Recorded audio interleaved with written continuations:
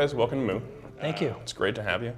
With some great food, some great wine. I wanted to take this chance to share a great experience I had with some great wine from your property, Mondavi Reserve. I had the opportunity to go to the Nantucket Food and Wine Festival last month. Sounds like fun.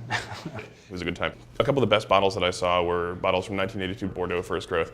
And also, I was really excited to see a double magnum of the Reserve from 1979. Fabulous vintage, lots of bottle age on it. We had a chance to taste the two of them next to each other, Lafite Mouton 1982 against the 1979 Reserve. And there were a lot of sommeliers there, master sommeliers, people from Boston, people from all the United States, and we were all completely blown away by how much better the 79 Reserve was drinking than the 82 Bordeaux, which is probably the best vintage for Bordeaux for my lifetime. And to be able to beat out wine like that, it's clearly one of the greatest wines in the world. I mean, the To Kalon fruit really shone through.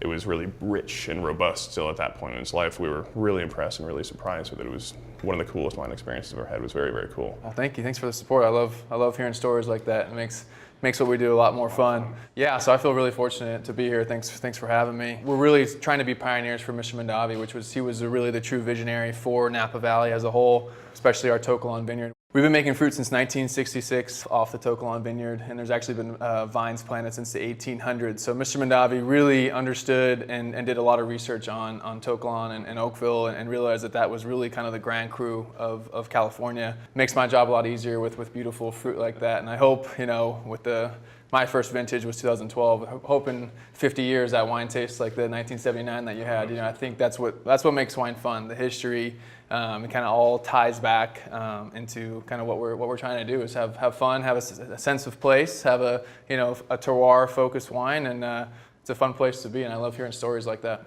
Mine was driving north, going into Napa, first trip to see the Mondavi property, and we were staying there.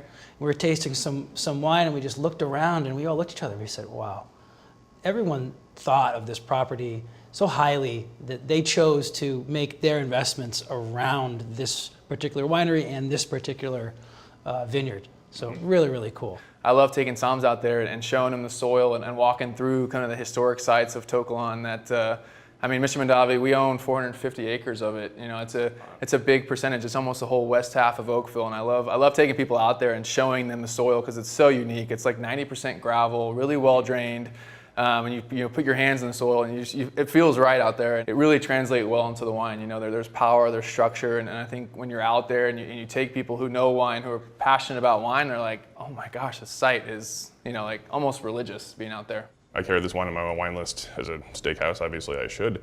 It's one of the biggest, richest, most unctuous California Cabernets that comes out because of the fruit from the To Kalon Vineyard. It just goes beautifully with the big, rich ribeye, which is my personal favorite piece of meat. It's a wine that pretty much every wine list that takes itself seriously as a steakhouse should absolutely have on it. So as we think about the history, we really have to think about the future as the next generation. And William, from your perspective, there's so many wines out there and offerings. I don't know how you even wrap your head around what you offer for your wine program. To me, for my wine programs, the way that I usually start, I work in generally fine dining restaurants. The most important thing there is to have a solid base, a solid foundation. And that's where wines like this come from. You've got a story behind it, you've got a history that you can tell to your guests, get them excited about it.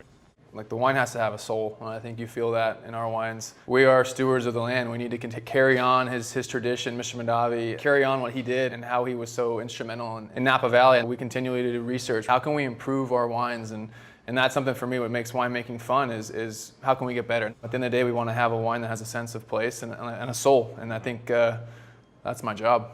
And we as wholesalers, we feel that we're the ambassador to To Kalon and to the Reserve program and to the Mondavi winery, and so we have to pop corks and we have to taste with you, William, and that's the only way we can continue to tell this story and really educate the next generation of wine buyers and wine consumers. Yeah. And for us to be able to bring that back and explain that connection with food and wine is really what it's all about. No, absolutely. Yeah, Mr. Mondavi, he was a visionary. He understood that wine is meant to be enjoyed with food and friends and family, and it's all about the experience of wine. He wanted a bottle of wine on every table every night, and I think so far I'm following that lead for sure. I don't know about you guys, but every night. Yeah, I know we are tonight. Yeah, absolutely.